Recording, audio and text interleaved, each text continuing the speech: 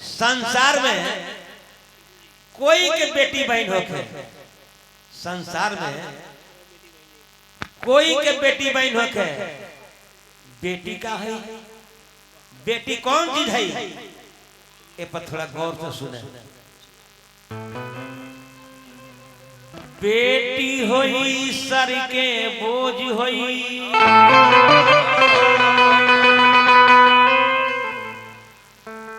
बेटी होई सर के बोझ होई, बेटी होई त कबर जाइबा, वेद शास्त्री खोली के पढ़, एगो बेटी होई त तार जाइबा। बेटी होई सर के बोझ होई, बेटी होई तो कबर जाइबा। अब वेद शास्त्र खोल के पढ़, एगो बेटी होई तो तर जाइबा। माई के ममता भरल गोदी, सुनी, माई के ममता भरल गोदी, क्षण भर में उजर जाई है। चिटकी भर सिंदूर के कारण बेटी घर से चल जाई है। माई के ममता भरल गोदी, अरे क्षण भर में उजर जाई है। चिटकी भर सिंदूर के कारण बेटी घर से चल गई है।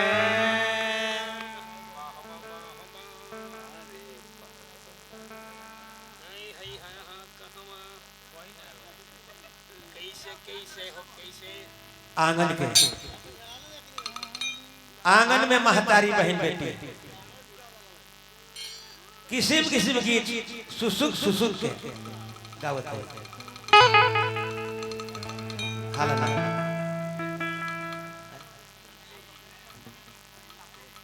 माननीय चाचा, आदरणीय माननीय चाचा श्री कलेश्वर सिंह जी कन्यादान में 100 रुपया के दान दिले बनी। चाचा के हम गोड़ लगते, जेकरा श्रद्धा प्रेम होखे एक कन्यादान में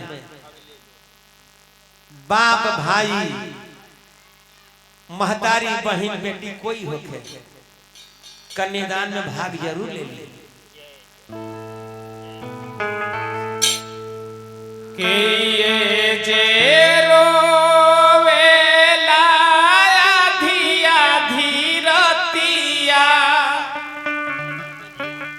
के ये रोवेला भीनु सार है, के ये जे रोवेला ठीक दुपहरिया,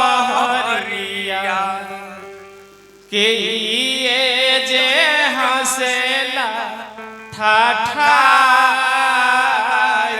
है।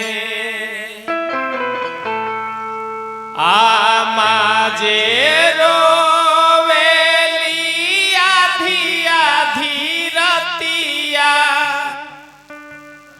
पापा जी रोइले भीनु सार है।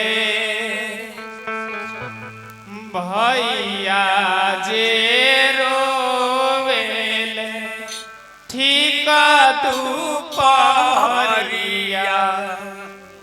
भौजी जे हंसेली ठाठाई है। काहे लागी पापा पोखरा खोनावाइले,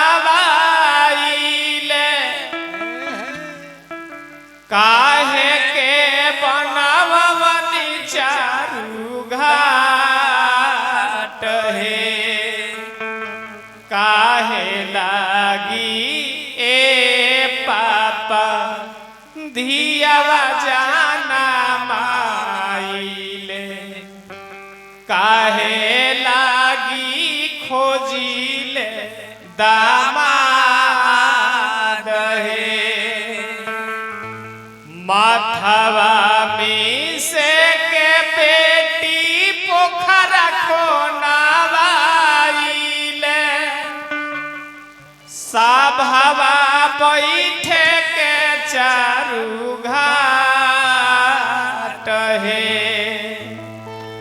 जमिया बैठावे लागी धियावा जाना माइले पौआ पाखरे के दामाद हे।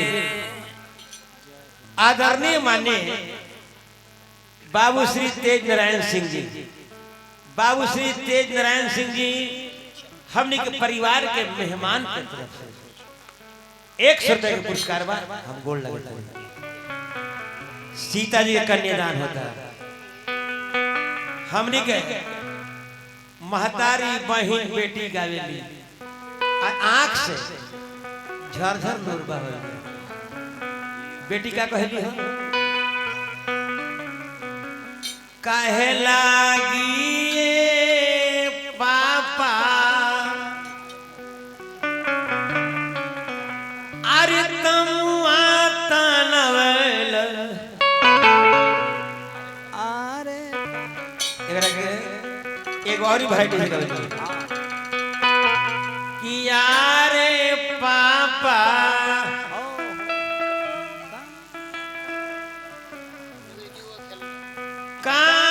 कावाना हो नगरिया जुआवा खेलनी तता राके हारी गईली अरे पापा